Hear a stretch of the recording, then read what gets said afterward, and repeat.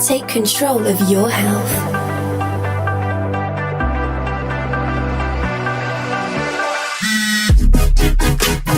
This is Everyday Tonics. Hey beauties, welcome back to another episode of Everyday Tonics, where we share everything you need to know for you to take control of your health. And in this episode, we're going to be talking about spirulina. Spirulina is one of my favorite foods ever. And very quick, before we get into this episode, I just want to say that I'm building a website right now where I'm going to be selling clothing and merchandise that features a lot of the cool quotes and sayings that I share here in the podcast and on Instagram. And there's going to be some really cool t-shirts that I'm having a designer make for me so I can send to y'all. And the first person who leaves me an iTunes review, I don't think I have an iTunes review yet, I'm going to send you a free shirt. These are going to be $24. I'm just going to send it your way. Now, the store's not up yet, but promise me, it looks really, really cool. The only thing I ask for is when I send you the shirt after the iTunes review, you just take a photo for me so I can see what it looks like. So with that said, let's get back to the topic of this episode, spirulina. This is my absolute number one favorite food in the world. Ever since I've been on it, ever since I was introduced to spirulina, I've been eating it every single day. And you know that famous saying, let food be thy medicine, which is very true. Well, if that's the case, spirulina is probably one of the number one natural medicines because it is the most nutritionally dense food in the world. In 1 tablespoon, it has only 20 calories and 4 grams of that is protein. And not to mention all of the B vitamins it has. It has vitamin C, D, A, E, over 20 plus minerals like potassium, calcium, magnesium, zinc, iron, and 70% of the biomass of spirulina is protein. And it's the full amino acid profile. A lot of protein sources like nuts and legumes, it's just certain amino acids. Spirulina has a full spectrum of amino acids. So I'm just going to spit out some nutrition facts so you can get in your mind how nutritionally dense this product is. So by weight, it has 26 times more calcium than milk. It has 2,800% more beta-carotene, which is vitamin A, than carrots. It has 3,900% more iron than spinach, 600% more protein than tofu, and 280% more antioxidants than blueberries. And what I like is that it has so many antioxidants. That's why it's very good for the brain. And these statistics are based off of Hawaiian spirulina, which I recommend because that's been shown to be the most nutritionally dense spirulina. There's a lot of spirulinas that come from around the world, like China, Japan, and some Australia, some other places. But you have to be very careful because a lot of those spirulinas are contaminated. And I only buy from one brand, Hawaiian spirulina, which I could put in the show notes because they do third-party lab testing. There's some other brands that do that as well, but I really like the Hawaiian spirulina. You don't want to be eating spirulina that's full of heavy metals because then you're going to be really messing up your body. This is like one of those things where quality is more important than quantity. When you're putting something of this high caliber in your food, you want to have the best quality. You don't want to go cheap because then you could be hurting yourself. I've seen it happen before where someone was eating spirulina that had super high amounts of heavy metals and they didn't realize till they got a blood test and there was an insane amount of arsenic in their blood. And arsenic is one of the most common heavy metals which they put in pesticides and herbicides. And most people who have heavy metal poisoning, they actually have arsenic in their system. And there's studies showing that spirulina and people with heavy metal poisoning, specifically arsenic, it can take up to 50% of that arsenic out of their body in a short amount of time. That's amazing. And that's because spirulina is also very high in chlorophyll. And we all know chlorophyll, which is in wheatgrass and in chlorella. It's very, very powerful at taking heavy metals out of your body. So spirulina as a food has been consumed for a long time. But if you live in Western culture, you probably don't hear about it a lot. But it really is an ancient superfood. Spirulina was a staple in the diet of Aztecs, which goes as far back as the 16th century. And in literature, it was said that Aztecs used to sell spirulina cakes, and they would eat spirulina as we eat cheese now. It was that prevalent. And it was also a primary source of protein for the Aztecs for several hundred years. Spirulina was also cultivated in the 9th century in Central Africa at Lake Chad. So that's a long time ago where they were still consuming spirulina. And what's very interesting is that spirulina is actually a probiotic. So it's an algae and it's a cyanobacteria. So it's very, very good at healing the gut and helping promote healthy bacteria to grow in your gut.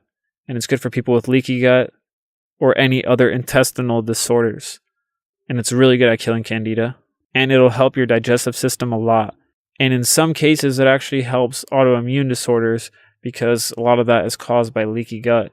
Because our gut is our biggest ally in protecting our immune system. That's where we create all of our probiotics.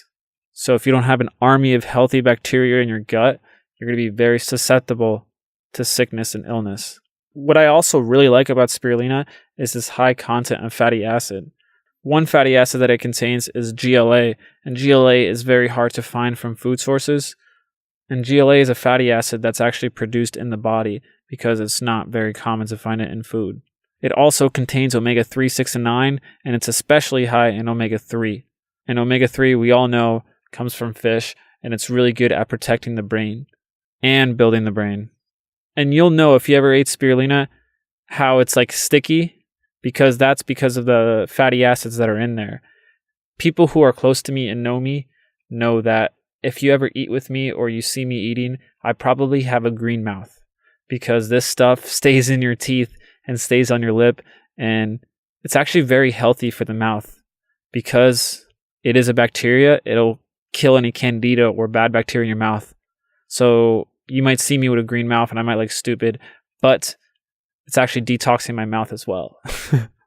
And spirulina is one of the most high vibe foods. The antioxidant that it contains, phycocyanin, which is also in blue-green algae, the color of it is the most beautiful color. Sometimes I make a drink and I filter out blue-green algae. I'll just let it sit for a day in a liter of distilled water, and it'll separate all the antioxidants and the phycocyanin from the food, and the color of the water is like a purple violeta. It's the most beautiful color, and I'll just drink that because color and antioxidants is very, very, very healthy for your DNA and your cells. If you don't have color in your diet, then your cells are going to become very weak. Now, there's many ways to consume spirulina. I personally like the powder because I want it to be in my mouth. I like the taste of it. It's a little salty and it tastes like an algae. And I would like to put on everything. I put it in my smoothies. I put it in my salads. I put it on top of anything I really can, actually. But normally people just make a morning breakfast smoothie and they'll add spirulina in there because of all of the nutrients it has. It's actually very good at boosting energy. So in the morning, it'll be something very good to add in your smoothie if you do morning smoothies. But if you really, really hate the taste, you can take the capsules if you want the benefits of it, because for certain people, they need that detoxification of heavy metals, and this is very good. And they also have spirulina tablets, which are like little crunchy spirulinas, and I usually don't do that, but I've had them before, and they're really like nice to put in salads because they give it a crunch. And if you're listening to this and you're a vegan or vegetarian, there is no reason you should not be eating this every day. Ever since I went vegetarian, if I didn't have spirulina in my diet, things will go really bad because I used to have very low levels of iron and low B vitamins because I'm not eating meat and fish. And this pretty much saved me and got my blood levels to a normal amount. And I eat it every day because of that. And also, I feel this, and then the science also shows that algae are very, very good at protecting the brain and helping you focus. In fact, if I had to pick one food out of all the superfoods I know to live off of, or if I had one choice, it would probably be blue-green algae, which is different from spirulina. That's found in Calumet Lake, one lake in Oregon, and it's only harvested 2 times a year when it blooms. But that food is incredibly powerful. It's a little more expensive because it's a limited amount. That's why I stick with spirulina, which is still a powerful algae. But blue-green algae, that's also the extreme version, which I love. And I'll link that in the show notes as well. Now, something else that's cool to take notice of is that it's very good at weight loss. Because there's so much nutrition in it and it takes more energy to metabolize with all the protein and fat, it helps speed up your metabolism and it helps you maintain lean tissue and burn more fat. Not to mention, Because spirulina is so high in antioxidants and has a lot of chlorophyll, it can protect your body against radiation poisoning, things like microwaves, cell phones, even your food, which can have some radiation in it. Overall, I think algae is, first and foremost, one of the biggest things you can do to protect your brain and boost your memory, because there's a lot more people getting brain disorders, getting dementia when they get older, and it's because of all the toxicity in our life. And because of its high amount of proteins actually act as precursors to brain chemicals, so it's just a win-win on each side. And as a food, it's very alkalizing to the body. And with all that said, if you have any more questions or you're curious about spirulina, some recipes or how to take it, don't feel afraid to shoot me a DM, send me a message on Instagram or Facebook, and I'll get back to you. And if you want to know the spirulinas that I take personally, because I only take spirulinas and blue-green algae that have been lab tested and verified, because I don't want to poison my body. I'll link them in the show notes. They're very good prices. Actually, I used to buy spirulina by the pound, but I recently just bought a big 5-pound bag of spirulina, because when you buy in bulk, you save more. And I know that I'm going to be eating spirulina probably for the rest of my life. So I might as well invest in it now. So I'll shoot that all in the show notes. And remember, like I said in the beginning, I'm going to be giving away a free shirt to the first person that leaves me an iTunes review. These shirts are badass. I'm actually going to be giving away a shirt every week, but the first person who gives me a review is definitely getting a shirt. So if you're listening to this right now and the episode just came out, you will probably be the first person to leave a review, because no one's left a review yet from what I remember. So that's a free $24 shirt for one review, an honest review, and I'll ship that your way. These shirts are really cool, trust me. All right, until next time, if there's any topics you want me to cover, just shoot me a DM or an email and I'll cover it for you. Peace out, beauties. This is Everyday Tonics.